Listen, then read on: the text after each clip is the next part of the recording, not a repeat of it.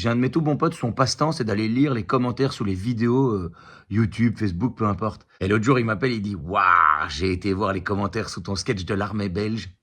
Oh, c'est violent !» Bon, forcément, ça m'a donné envie d'aller lire. J'aurais pas dû. Ouais, comme j'ai lu, je vais vous en faire part. Donc d'abord, il y a quelqu'un, ça j'ai adoré, quelqu'un qui a dit « Pété de rire, ça me fume les coms, c'est un sketch. Le second degré, vous connaissez, c'est pas qu'une température. » Merci du fond du cœur d'avoir souligné ça. Et ce qui m'a fait trop rire, c'est que quelqu'un a répondu à ce commentaire en disant, je cite, « Certes, mais l'humour doit avoir une part de vérité. Or là, je n'en vois pas. » Putain, j'ai ri.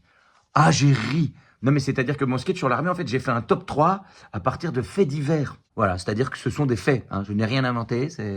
Donc je ne sais pas quelle vérité monsieur cherche, mais ce sont des faits. Évidemment, ça m'a donné envie d'en rire puisqu'il n'y a pas eu de blessés ni de morts. C'était juste matériel. Il s'avère que, comme je le disais sur scène, chaque fois que j'ai fait ce sketch, il y avait des militaires dans la salle qui venaient me voir à la fin du spectacle pour me dire « Eh, ton top 3 là, il y a pire, hein ?» Mais ce n'est pas rassurant du tout. J'en ai fait des blagues, mais je ne savais pas que ça allait susciter autant de haine. Les gens sont tendus, dit un gars qui a écrit « Bordel, il a gonflé le gros. » Ah bon?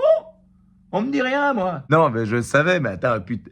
Quand même, écrire ça, bordel, il a gonflé le gros. Tu sens la justesse de cette observation? Il a gonflé le gros. Qu'est-ce que tu veux que je te dise à part bien vu? Je le savais, que je vis avec ce corps, hein. Donc le gars n'en est pas resté là, hein. Enfin, bordel, il a gonflé le gros. Faut arrêter les frites fricadelles. Mais pour qui tu te prends, toi? Arrêter les frites, il est con, quoi, lui. Et ensuite, on a quoi, donc?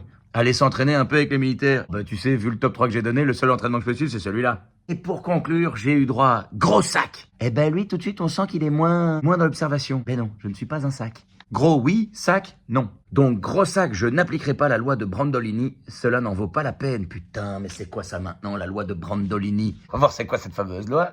La loi de Brandolini, c'est la quantité d'énergie nécessaire pour réfuter des idioties est supérieure à celle nécessaire pour les produire. Allez, cool. Tu m'en diras tant, donc le gars, je n'appliquerai pas la loi de machin chose, je te laisse patauger dans le cloaque que tu penses être de l'humour.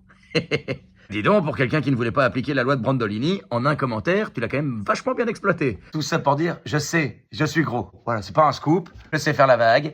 Et ouais, je fais 107 kilos. Ouais, c'est plus un poids, ça c'est un petit modèle de chez Peugeot. Vous voyez, c'est pas si gros, c'est un petit modèle. Le plus important, un esprit sain dans un corps mou. Si jamais vous voulez voir le gros, enfin si vous voulez me voir sur scène, toutes les dates sur www.lavieestunefête.be/pe. Alors, elle est pas belle la vie.